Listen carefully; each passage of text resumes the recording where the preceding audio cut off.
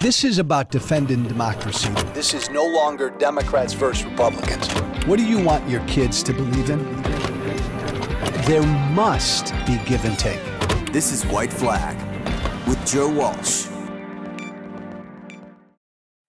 Hey, Joe Walsh, former Congressman Joe Walsh with you. This is White Flag with Joe Walsh. Every week, once, twice, sometimes three times, I sit down with somebody who doesn't think like me, who disagrees with me, because I find that a heck of a lot more interesting and engaging. And I can sit down with people who disagree with me on big things like, should we forgive student loan debt, or not so big things like who's up, who's down in the Republican primary contest here for president. That's what I'm going to do today with my very good friend, Kurt Jetta, who is a longtime data analytics expert, primarily in the consumer preference space. He's the president of Jetta Investments. You can follow him. You should follow him. You ought to follow him on Twitter at Kurt Jetta with a K, at Kurt Jetta. Kurt and I met last about 4 to 5 weeks ago, and we're going to do this every 4 to 5 weeks. Track how we think this Republican primary battle to be the nominee for president in 2024 is going. The reason I love to do this with Kurt is because even though he's a friend, he and I are very different. We think differently. He's a data guy. He's an analytics guy. I'm just a gut guy. And I think it's really cool and fun and helpful to have the two of us sit down every 4 to 5 weeks to take a look at this race. When we last did it, Kurt, and by the way, Kurt Jetta, welcome, my friend. Thank you, Joe. When you and I last sat down 4 to 5 weeks ago, we jumped right into our main thought experiment, which was if Trump is out of the race, if Trump's gone, how does the rest of this field look? And you and I ranked and talked about and dissected every other person in the field. I want to do that again, and I want to do a couple other things with you. But before we do that, Trump's not out of the race.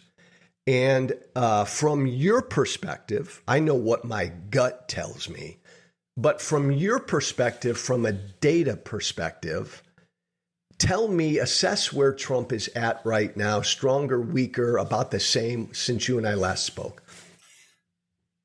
Sure. Thanks again, Joe, for having me. It was a fun session, and we're going to kind of address some of those predictions. Perhaps one of us will have some things that kind of came true, perhaps. No, and by the way, Kurt, I want to tease the audience. You 4 to 5 weeks ago made a prediction about a certain Republican candidate for president that has come true, and we're going to get into that.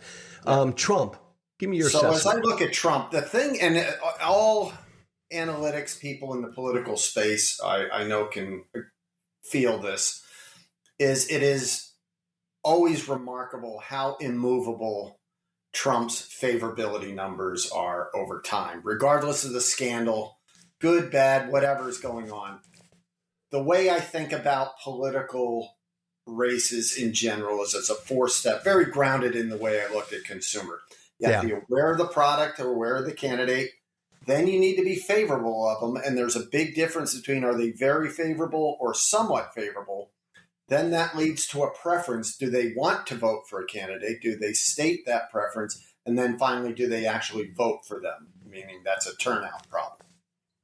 Trump has not really moved in the favorability numbers, even with all the various indictments and the negatives in the like the very and the somewhat favorable numbers. Correct. For him. It stayed pretty much the same within the statistical margin of error. His preference numbers have inched up, and that has been kind of a continuing trend since his first indictment. And that's really, I think a function of people getting more comfortable and defensive of Trump, and we can talk about that a little bit. Kurt, what do you do with what I hear as I'm out there talking to Trump supporters every day? And I heard a lot of it a year and a half ago. I still hear some of it now. Joe, I fucking love Trump, which to me is favorability. But Joe, all this chaos and crap, maybe DeSantis or somebody who's Trump, but not all the baggage. I still hear that. Yeah, there's a lot to that, and I think that's what we were seeing early on as the indictments have mounted up, and as those defense mechanism kind of kicks in with that electorate, those preference numbers have gone up. That's a term we call conversion to preference. So the correlation between very favorable and preference. That's not a static number. It is, there's factors in the market happening that make people, more predisposed to then pull the lever for that candidate. I think that's what's going on with Trump. Can you, Kurt, so there are voters, stupid question, just like in your older world of consumer preference, like there are consumers who really favor a product, but for other reasons they prefer something else. Right. And that's an intensity of liking issue. Okay. So, and that's, we'll talk about it a little bit later, is DeSantis. Outside of Florida, he did not have the very favorable. So he was always going to be vulnerable on that preference number. So if a better alternative or people got more comfortable with Trump being the candidate for a third time, he was going to get hurt. And so that's, people are kind of scaling that intensity of liking. So someone like Ramaswamy, Vivek Ramaswamy, he has, among the strong MAGAs, very strong favorability, but it's just not as intense as, the way they feel about Trump. Hold that. But before we begin to get to some of the other candidates, let's focus on Trump for a moment and wrap with him. My gut tells me, since you and I last spoke, and this is what I believed would happen, and it's happened, that all of the charges and indictments, everything he's going through has just strengthened him, most especially acutely with his hardcore supporters. But I think with Republican base voters in general, I think he's a hell of a lot stronger now than he was 4 to 5 weeks ago. What's your data feel? Yeah, I think he's much, much stronger. He's over the 50+1, and that's really all that matters. So it doesn't matter what other machinations go on in the primary or with the candidates. He's got it, and it's only going to get higher rather than lower. And I think everybody listening to us, Kurt, needs to understand that in the Republican primary, it is winner take all in each primary. Yeah, exactly. Unlike the Democratic primary. So again, Kurt, but before we hop to everything else, what's your assessment right now on Trump securing the nomination? Is it like almost automatic? Yeah, I would say it's assuming he stays in, it's almost automatic. And that's where you and I differ. I think there's a very high probability he just can't make it through to the general because of all the external stuff. But if he does, you assess that it's still likely his. Yeah. I would handicap it at 98% or more. And Kurt, that's primarily because from your world, his core support of high favorability is like unshakable. It's unshakable and everybody knows them. So you look at others that we'll talk about that have very high favorability, but there's a big, big chunk of people that still don't know them. Or if they do know them, they don't have an opinion of them. So that's a problem. And I don't know how, you get to a Super Tuesday and resolve that if you haven't done it by then. So I'll give you just a little anecdote. Yeah. Pennsylvania race, everyone wondered how Mastriano could possibly have won. McCormick spent all that money. At the end of that race, we polled that about a third, maybe even a little bit more, of Republican primary voters still didn't know who David McCormick was. And that number for Mastriano was about 10%. Wait. That right there was the difference. Back up. McCormick against Mastriano was for governor. Mehmet Oz. Am I right? I'm sorry. Yeah. No. But to your point, Kurt. Yeah. Oh, yeah. Everybody knew who Mehmet Oz was. Yeah. That's amazing because McCormick spent a shitload of money. Right. But again, he jumped right to why me. Yeah, right. this Right. is me. Here's my name. And then kind of taking the time to build the case with the voters instead of just jumping right into it and attacking people. And you gotta take that time. So I think it's important, even though Kurt Jetta, from his data perspective, says if Trump stays in, it's probably his. Me, from my gut position, says the same thing. But let's get Trump out of the race, because I think it's so important to assess the rest of this field, because we have no fucking idea what's going to happen. Yeah. None. So, Kurt, Trump is out of the race, let's say, for whatever reason. Broadly, before we get into some specific names, if he left the race tomorrow, just 30,000 feet first, how do you see the rest of this field shaking out? I would expect those voters to go in unpredictable patterns. And that's where I vote. So you can't even say it would go proportional to the current preference numbers. It is, the way voters rank their preferences is very complicated. And that's where I think a candidate like Tim Scott, and we'll talk about him more, could pick up a disproportionate amount of those people because he has the fundamentals in place to do that. So if Trump were out of the race, Kurt, immediately then what's more important for the other candidates? It's like the start of a race then for the other candidates. Is it awareness, favorability, or preference? If you're one of the other candidates, what do you want? The awareness. So initially, I would expect your DeSantis will pull disproportionate, and then all of a sudden he's jumping up. But again, because his top box, we call that top box, very favorable, is pretty low, you would expect him again to lose to other candidates that have a much higher percentage of their people that are aware that are very favorable. And there's two in the field that fit that profile right now: Ramaswamy and Scott. Yeah. Kurt, let's take a quick look at DeSantis, because he's always been, from the beginning, the number two. Yep. He's always been the alternative.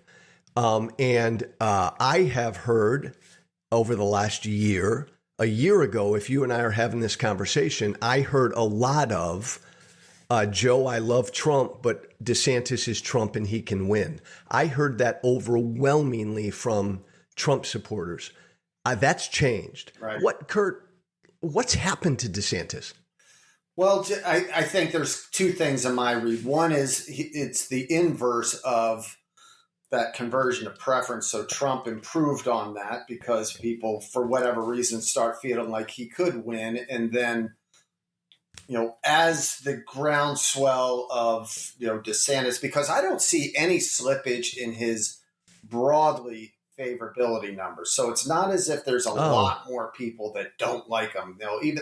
So the fundamentals for DeSantis are still fairly close to the way they were before. I think it's just that percent. Oh, I'm going to stop you. I'm going to stop you because this is why I love to talk to you, because your data perspective is often contrarian.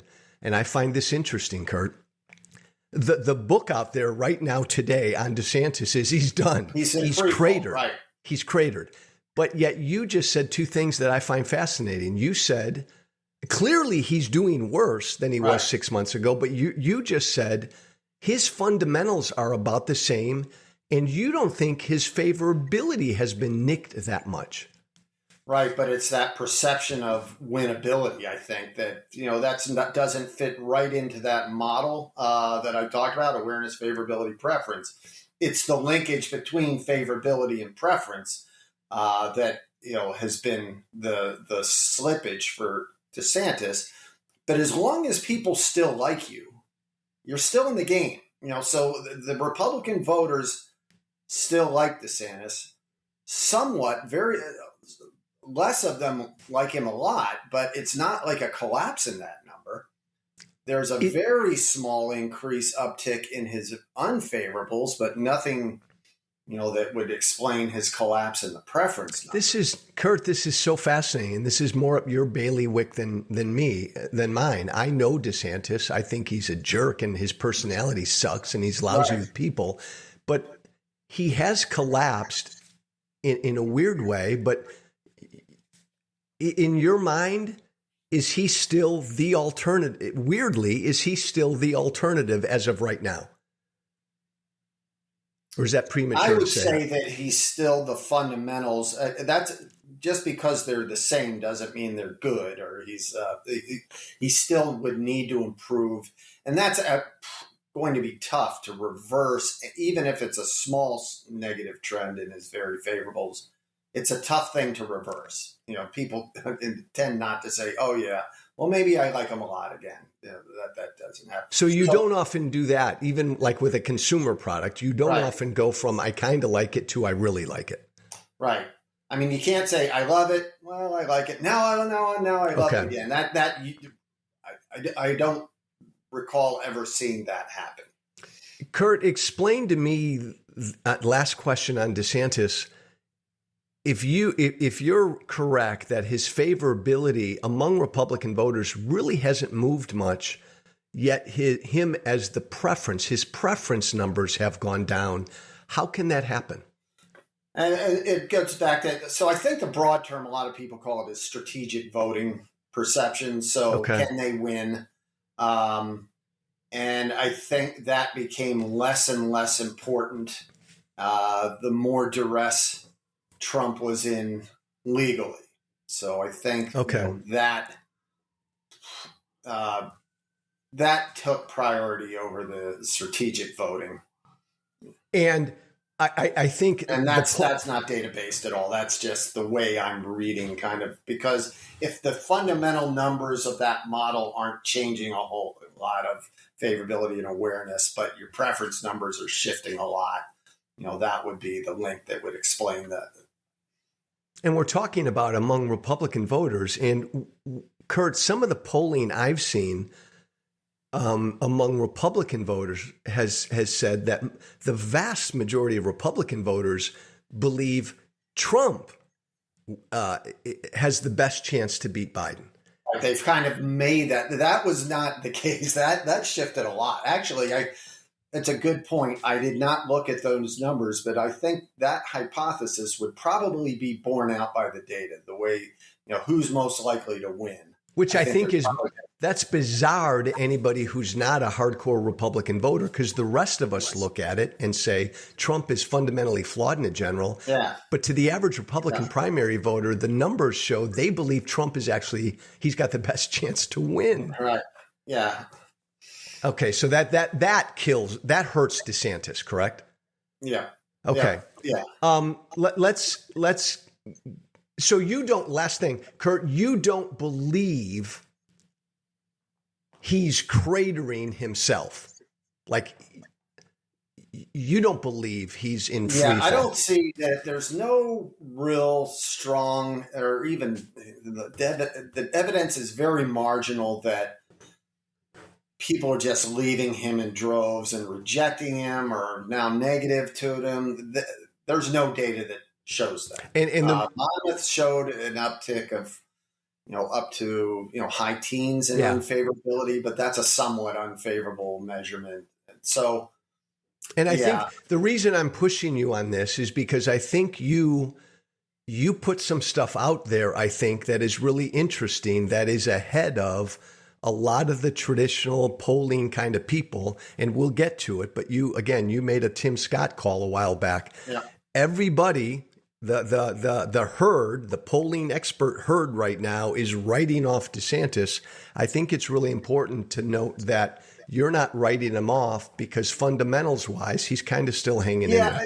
Here's what I would qualify that on DeSantis, because I'm bearish on DeSantis, but if all the other guys don't get their awareness numbers and their, just overall no opinion numbers up, if they just stay where they're at, it's DeSantis.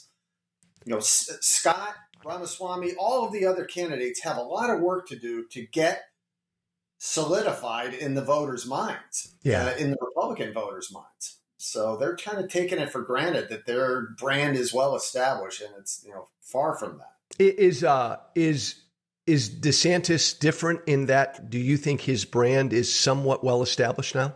Yeah, at least people have an opinion. Okay. Whereas the same can't be said for the other candidates. Let's go through the primary other figures in this thing. And again, I want to toot your horn because 4 to 5 weeks ago, in the midst of our conversation, if Trump is gone, what does the rest of the field look like?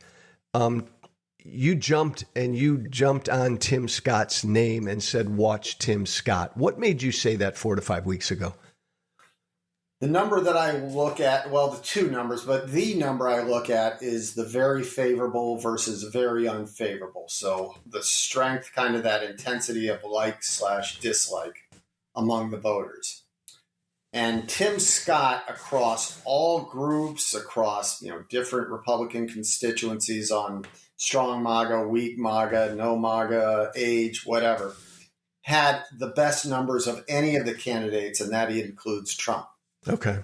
What he doesn't and still doesn't have is the broad established perception among voters. Still 40% of the voters, Republican voters, and I'll quit qualifying that. Just everything I'm talking about is Republican voters, primary voters, is 40% of them either don't know them or don't have an opinion of them. That's that is. You can't get past that. You'll never win with those numbers.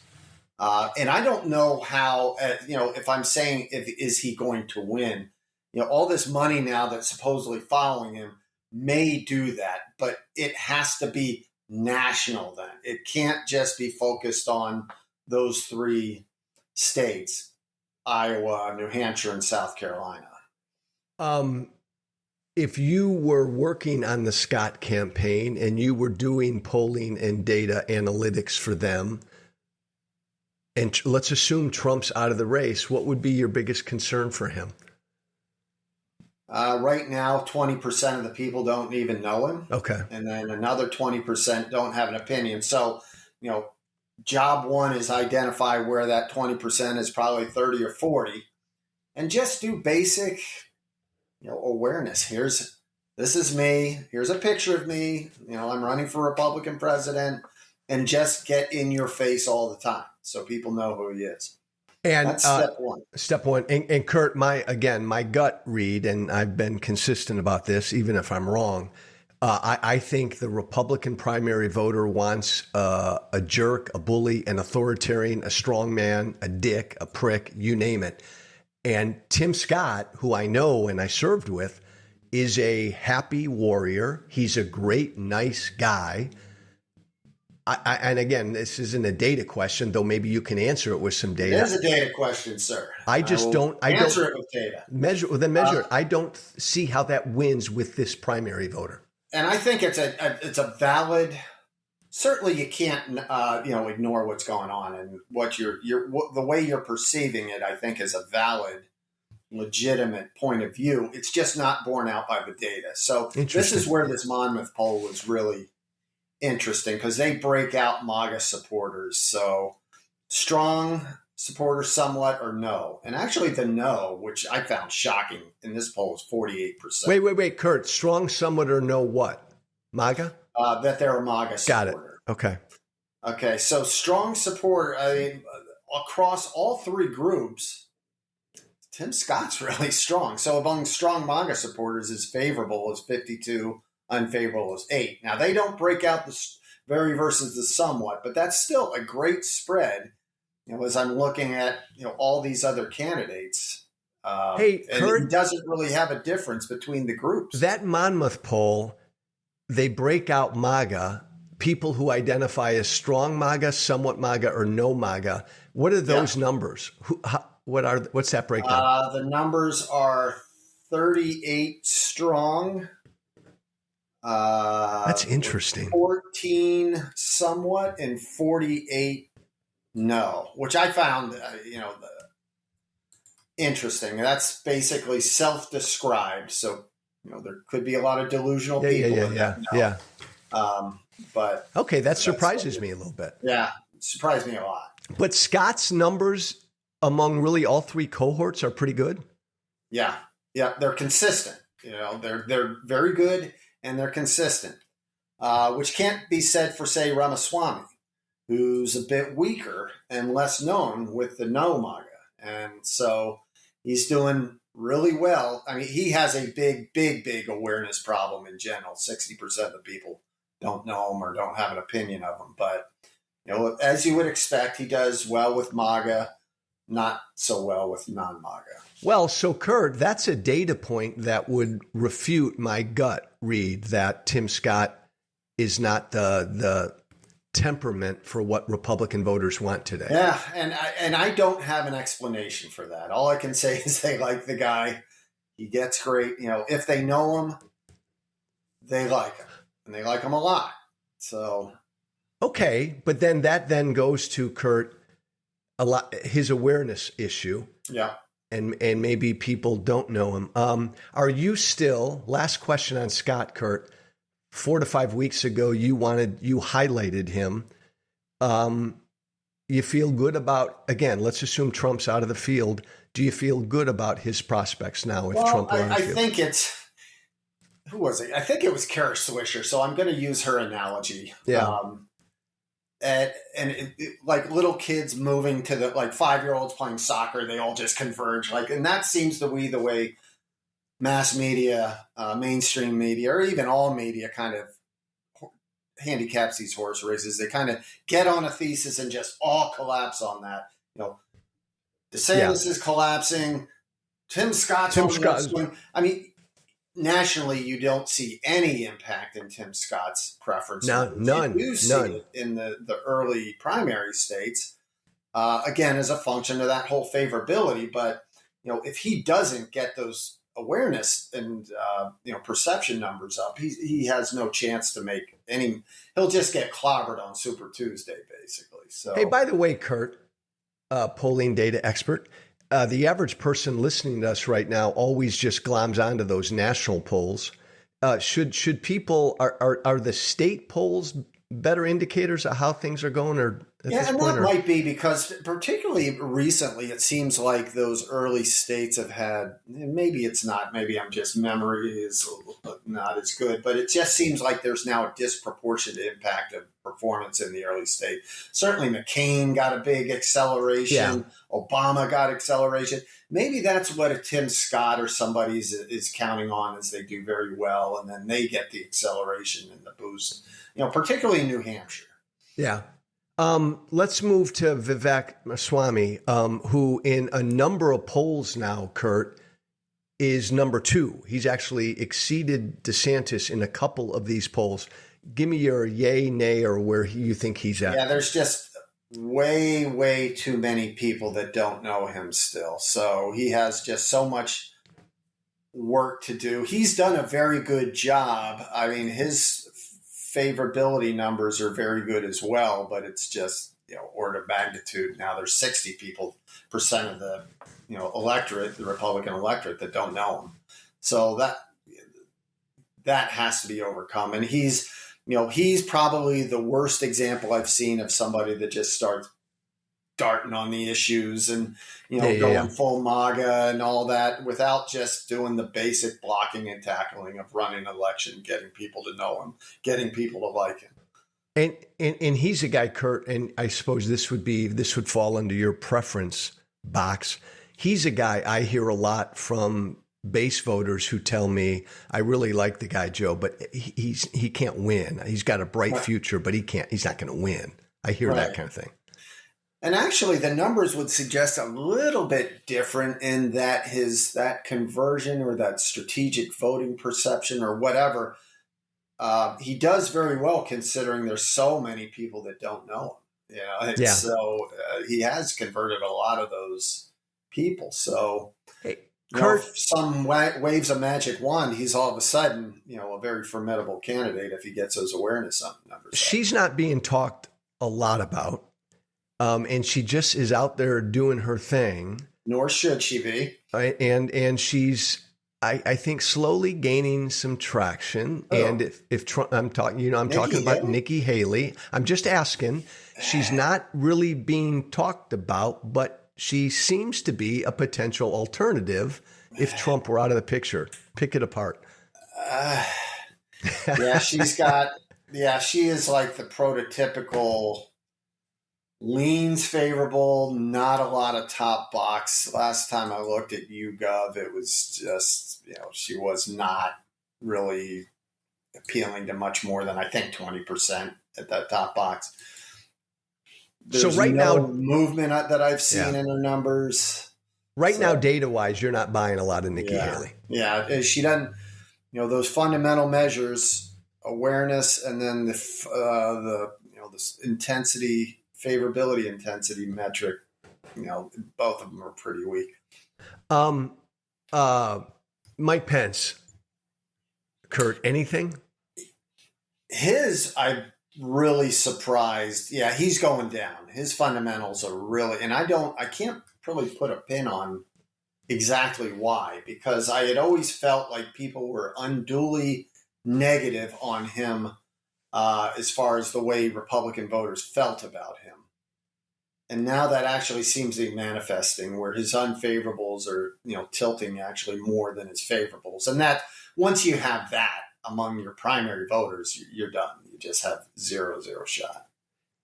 My gut has always told me from the moment Mike Pence got into the race, he's a dead man walking. Yeah. Your data would confirm that. Yeah, I would not have, the initial data I would have disagreed, but now I think you're right. Yeah. So your gut has, been validated. Even if Trump were out of the picture, you'd still hold to this about because Tim Pence. Scott would get all that, kind of evangelical, good guy, just solid moral type vote. The only other name at this point I wanted to throw at you at this point is a guy who I think has zero lane. And I know you and I will probably fight about him a little bit, is Chris Christie. I've just always assumed he's despised among Republican base voters. I love what he's doing, but assess Christie. Your assessment is correct, sir. They're catastrophically bad favorability numbers. He is making inroads in New Hampshire, but I don't see how that translates. Even if he pulls off some, strong, hey, I got 25% in New Hampshire, there's nothing to suggest that accelerates into anything, because it's just he's perceived so poorly around the country. And that's not going to change, Kurt. I often say that if Trump left and moved to Siberia tomorrow, Joe Walsh wouldn't be welcomed back by most Republican voters. Liz Cheney, Adam Kinzinger wouldn't. Chris Christie, I like what he's doing, but you cannot be publicly opposed to Trump, even if he were in Siberia. Right. Excuse me. Well, let me get the interesting thing. And, I know you're critical, and I hear a lot of people critical about how these other candidates not going after Trump. And kind of the gut says, the only way you can win is by doing it. But one of the things in polling that I always found interesting is one of the key attributes for people running it for Congress is the degree to which they're willing to defend Trump. So that will be an open-ended question. Well, I'm choosing him. He will be willing to stand up for Trump. And if, the guys that are perceived the highest on that tend to do the best among primary voters. Agreed. And Kurt, let me add a nuance to what you just said. My public statement has been, this is a trap. It's an impossible road they're in. Right. You cannot win the Republican primary unless you go after Trump. You cannot win the Republican primary if you go after Trump. You can't. Right. And that's where he has to. So, that was always the calculation. There is no chance that anyone beats Trump if Trump's still in. So the calculation by everybody has to be Trump won't be there. Or else why would you go through this? That's a riot. So, Kurt, right now, if Trump's out of the race, and we'll end this right now, this question, If Trump's out of the race, you at this point would only be putting your money on who?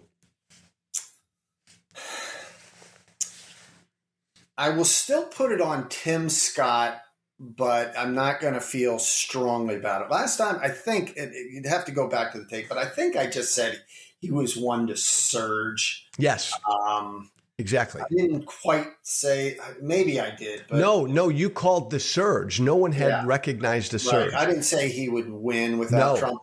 I still would say that, I mean, he is, if you're doing the betting markets, he's by far the best value.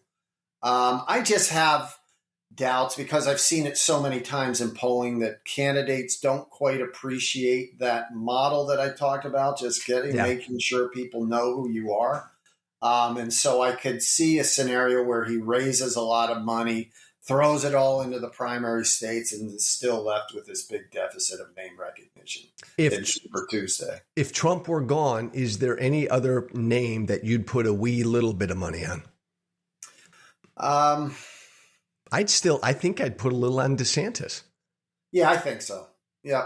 Okay. I think I'd probably, am I doing this just to be the contrarian? But I think I'm actually a little more bullish today than I was before, last time we spoke, only because he's not nearly in as bad of state as people. There's still a lot of time to at least stabilize his fundamentals and then count on the ineptitude of the other campaigns to, not understand they need to get their name recognition. Well, that's why I appreciate Kurt Jetta, because at this moment in time, that's a contrarian stance, and we'll see what happens with it. Kurt, Mitt Romney wrote an op-ed in the Wall Street Journal this past week. A number of Republican senators have jumped on board that, damn it, we got to winnow this field. We all got to get behind one alternative to Trump, and we need to do it now. From a data perspective, feasible, and who from a data perspective, if they all did it. Yeah. I mean, it had some merit back in 2016 when he threw it out there because there were, fewer candidates. And I think Cruz was probably the lead of the other two, Kasich and Rubio. Here, there's no obvious alternative. B, Trump already has 50.1 in preference, and that's only going to grow.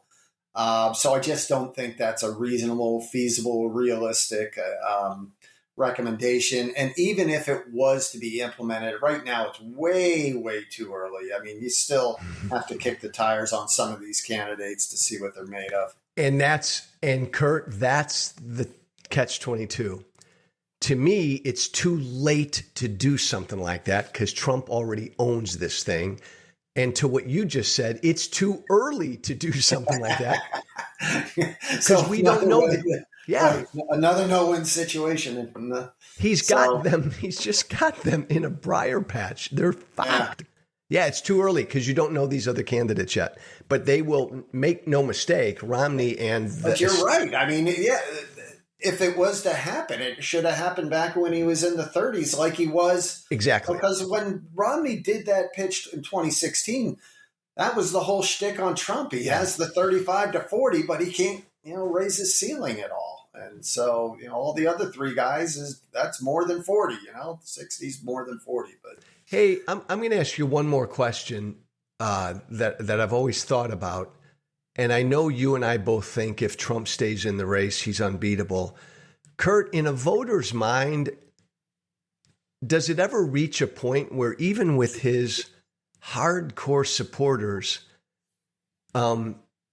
there's just so much chaos with 4 indictments and 4 potential trials and everything else that the weight of all of that just exhausts his support?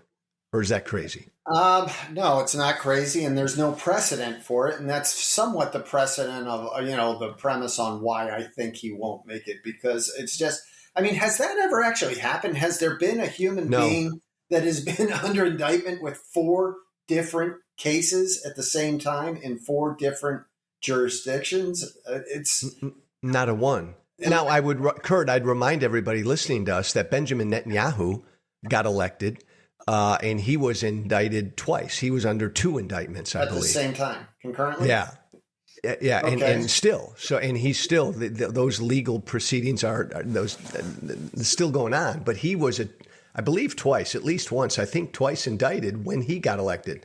And I can easily see Trump referencing Netanyahu. But yeah, this is unprecedented, completely. It really is a function of when that really heats up, when he's going to have to be making all his appearances, when people start flipping, and we still haven't even heard the whole January 6th indictment yet. We don't know who's flipped and what kind of evidence that's going to be. So, let me ask you, before we leave, let me ask you one general election question, not premature, but I want to do this every time I speak with you.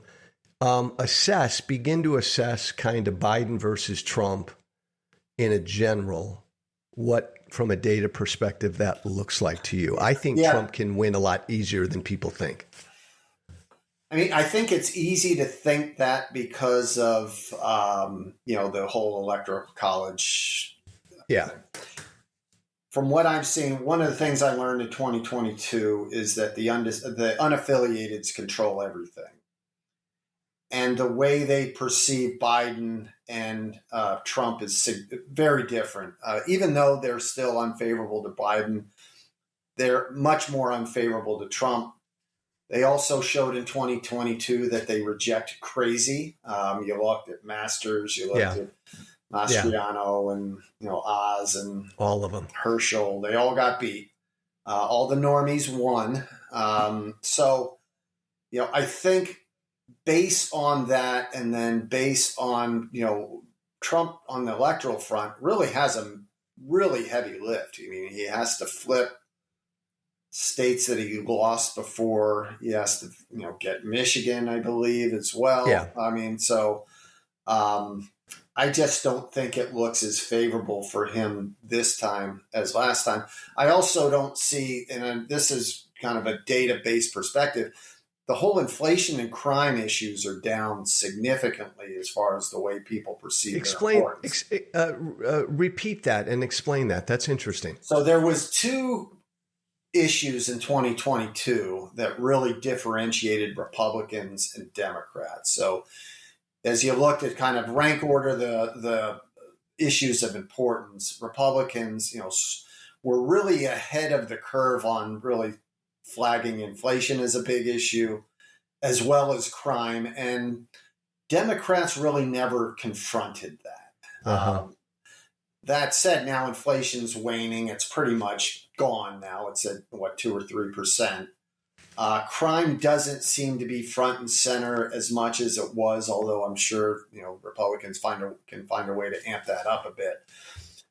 But so those are what are the key electoral issues that would now drive Republicans? A big thing in 2020 driving Republicans and getting a lot of conversions was the whole COVID issue and the whole COVID restrictions. Yeah, that's a lot of people just flipped their receptions. That got turnout and all kinds.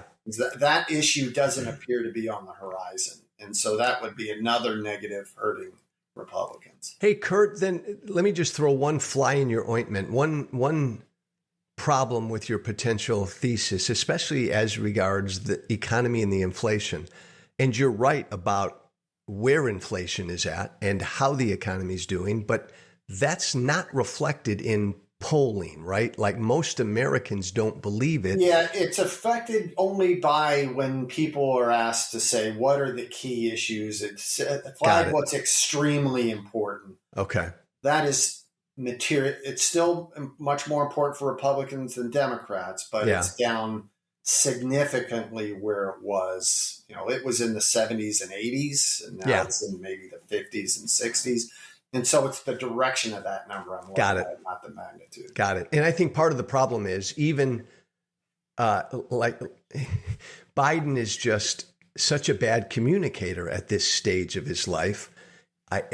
He should have a great record to tout next year, and I just worry that he won't be able to, and that'll screw up. I mean, I think it's a stretch for him to take credit for the decline in the inflation, but He should. Except for the the massive $3 trillion spending, he hasn't done anything to exacerbate it, which is good. Like he hasn't improved some more. I mean, and I think he still has levers. Remember, the Federal Reserve rate is still quite high. Yeah. I mean, so that starts coming down. I mean, that's something. That's a great go-to to like try and pump some things in the economy. Hey, Dr. Kurt Jetta, everybody. Follow him on Twitter at Kurt Jetta. He's also on Threads. AURT, JETTA. What?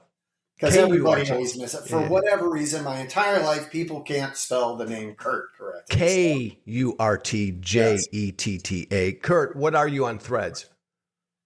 Same thing, Kurt Jetta. Same thing. Kurt Jetta, follow him. Always great, interesting stuff. We'll do this with him. We'll assess this race every 4 weeks or so. Kurt, my friend, thank you.